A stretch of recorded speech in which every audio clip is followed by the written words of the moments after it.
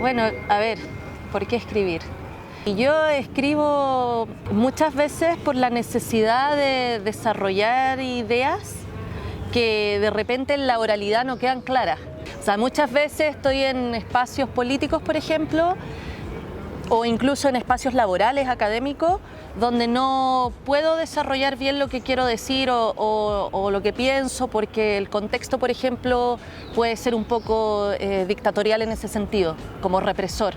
Como que si digo algo no va a tener resonancia en ese espacio o puede ser tergiversado.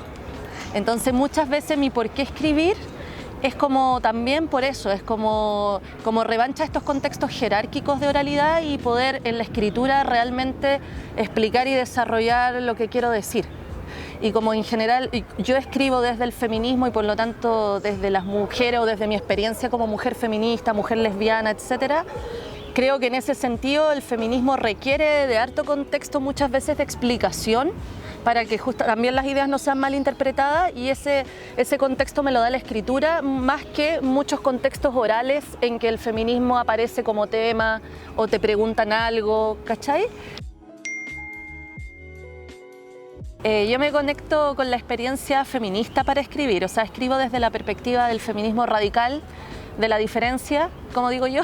Me conecto con la historia de las mujeres, me conecto con el análisis del patriarcado y como el rollo de cómo el patriarcado está en la actualidad, en nuestra realidad, en Latinoamérica, en Chile. Me conecto con eso, como con el pensamiento libre de las mujeres, podría decir.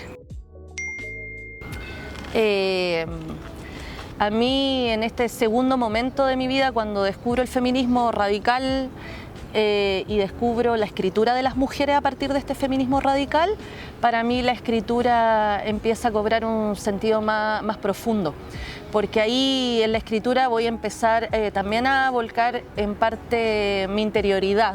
Siempre que escribo, aunque sean a veces cosas un poco más teóricas, por ejemplo, dentro del feminismo, siempre está hilado a mi propia vida, a lo que a mí me está pasando, a mis incomodidades también. Entonces, a mí me ha servido también como una herramienta de autoconocimiento la escritura.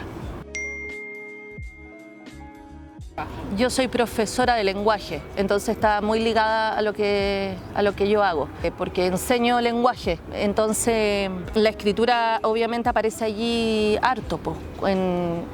Enseño además a estudiantes que están haciendo la pedagogía en castellano.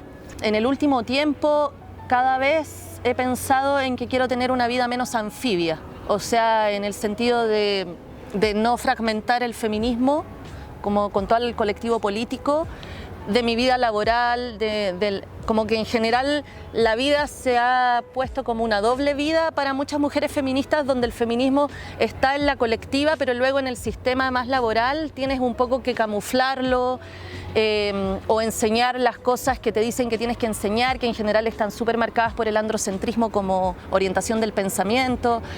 Entonces yo cada vez quiero unir más estas esferas más que mantenerlas fragmentadas. Entonces a eso le llamamos vida anfibia, como no tener vida anfibia, en el sentido de también ir con el feminismo al espacio laboral. En el espacio laboral ya me estoy presentando como feminista y como alguien que escribe desde el feminismo y escribe ensayos desde esa perspectiva. Y también entonces en las clases de castellano también estoy abriendo eso. Y bueno, y resulta muy bien porque en realidad también hay mucha necesidad de saber, sobre todo de las mujeres. Palabras prohibidas, favoritas. Dentro del feminismo hay muchas palabras que son prohibidas para el patriarcado. Bueno, me gusta decir la palabra misoginia, por ejemplo, pero para develar la misoginia cuando está expresada en diferentes ámbitos de la existencia y conectarla con lo etimológico y decir: esto viene del griego y significa yo odio a las mujeres, ¿cachai? La palabra autoridad últimamente me gusta, pero puede ser pero prohibida porque la autoridad se entiende como autoritarismo, pero desde el pensamiento de la diferencia la palabra autoridad es resignificada también con el étimo, augere. Augere, que significa hacer crecer. Entonces el pensamiento feminista de la diferencia hace la distinción entre la autoridad, de las mujeres y el autoritarismo patriarcal. Y tal vez la palabra más prohibida sea la palabra feminidad. Por un lado, prohibida en el sentido de que el feminismo radical ha sido un gran develador de la feminidad patriarcal. Entonces la palabra feminidad tiene connotaciones de dominación.